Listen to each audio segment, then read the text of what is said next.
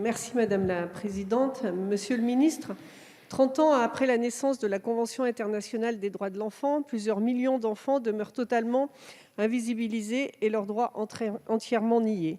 Si l'état civil peut nous paraître une simple formalité, il n'est pas toujours à l'échelle mondiale une priorité. Selon la Banque nationale, plus d'1 milliard de personnes ne peuvent prouver aujourd'hui leur identité faute de documents. Ce sont autant de vies qui n'existent pas, ni pour l'administration de leur pays, ni pour nos sociétés.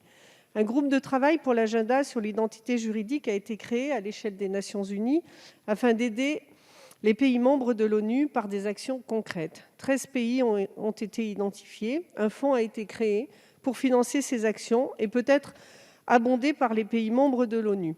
Plusieurs pays, dont la Suisse, le Royaume-Uni et le Canada, ont déjà manifesté leur intérêt. La France n'en fait pas encore partie. En choisissant l'approche de l'identité légale, qui est universelle et basée sur le cycle de vie de l'individu, ce groupe de travail met l'accès à la fois sur l'enregistrement des enfants et sur celui des adultes. Il a su démontrer à quel point il était prometteur en matière de coordination des moyens internationaux alloués à l'enregistrement des naissances, alors que le manque de coordination est l'un des principaux freins à l'efficacité des aides et dispositifs institués. Hier, notre Assemblée adoptait à l'unanimité un projet de loi visant à lutter contre les inégalités mondiales. Le gouvernement avait donné un avis favorable à un amendement renforçant le soutien de la France au groupe de travail pour l'agenda sur l'identité juridique de l'ONU.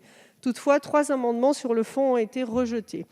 Prenons au mot Robert Badinter, farouchement engagé sur ce sujet.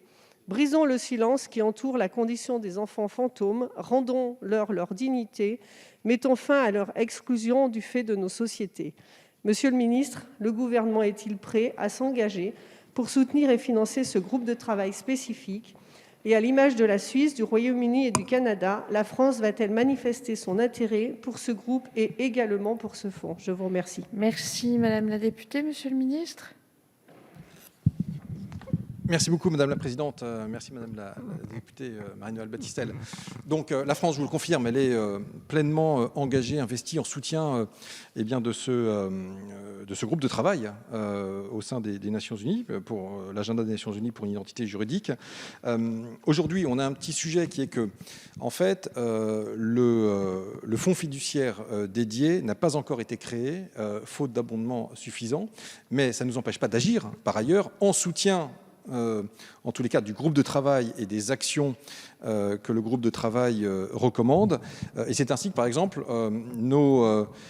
nos actions avec l'UNICEF au Libéria, que j'évoquais à l'instant, rentrent dans ce cadre, que par ailleurs, pour 2021, par exemple, rentrant dans le cadre également des objectifs du groupe de travail, eh bien, nous allons contribuer à hauteur de 40 000 € à un programme du Haut-Commissariat des Nations Unies pour les réfugiés en faveur de l'accès à l'identité pour les personnes apatrides.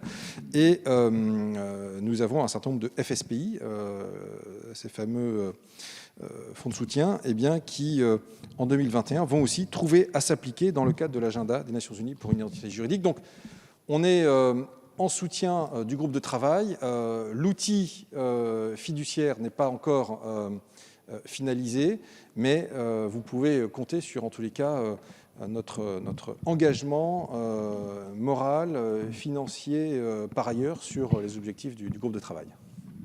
Merci.